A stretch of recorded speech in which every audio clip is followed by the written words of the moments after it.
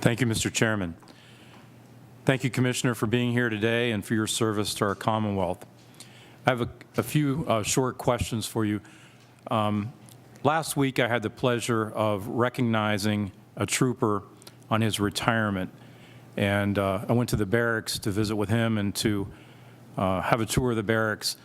My question is, it seems that there's a large number of your force that may be nearing retirement age, and will there be enough cadets? Is there enough revenue in your budget to have the cadet class keep up with your retirements? Sure. Thank you, Representative. It's clear that the attrition rate for the Pennsylvania State Police continues to be a challenge. However, we are fortunate in that Governor Wolf understands that challenge and has committed to systematically ensuring that the state police have cadet classes going through our academy. However, the unknown variable with respect to our complement has to do with trying to get our arms around the number of our members that anticipate retirement. Retirement's a very personal decision, as I'm sure we all know. And with that being the unknown variable, we've tried to be out in front of this challenge regarding our complement.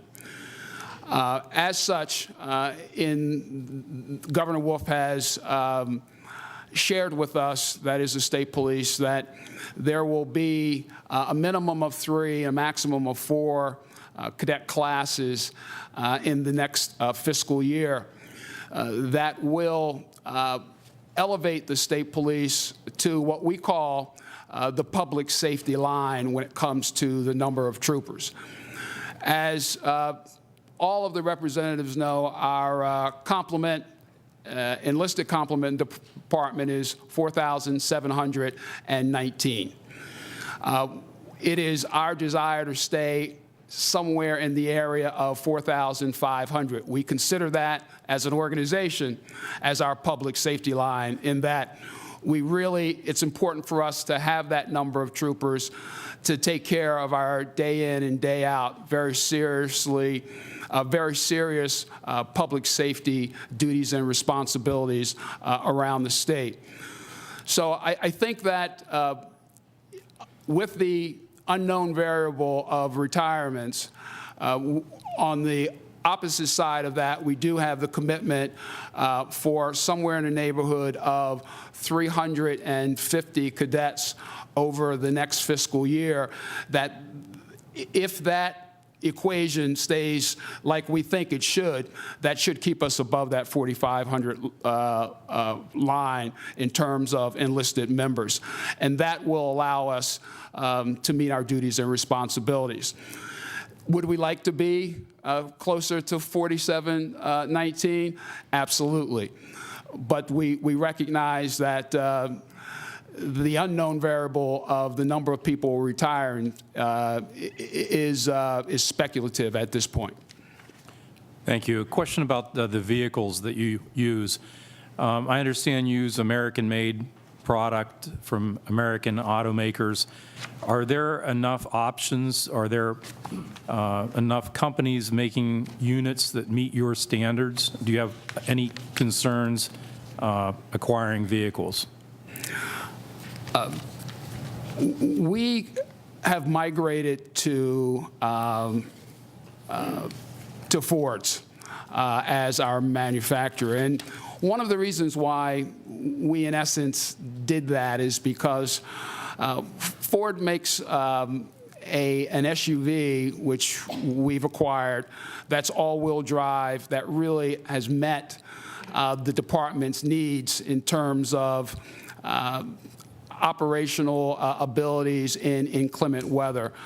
Our fleet, if you will, is about 3,200 vehicles, and we genuinely believe that with the combination of SUVs and sedans, particularly for our uniform members, is fine at this point. We're very pleased. I believe the rank and file is very pleased with departments moving to more all-wheel drive vehicles. Thank you. One of the troopers I spoke with placed a high value on specialty vehicles, in particular motorcycle. In the Pittsburgh region, due to congestion, he found that motorcycle had abilities that other vehicles didn't in getting through traffic. Do you place high values on specialty equipment, and are there motorcycles replacements in your budget? Well, clearly, motorcycles will, provide you with perhaps maybe greater access in certain areas.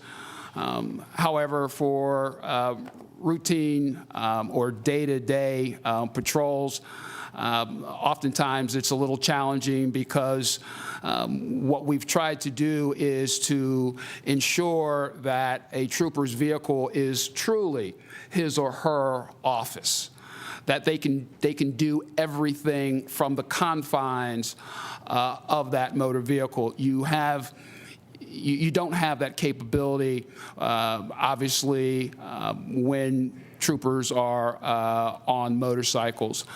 We do have a number of motorcycles that we use periodically in certain areas of the state when and where necessary. Thank you, Commissioner. Thank you, Mr. Chairman.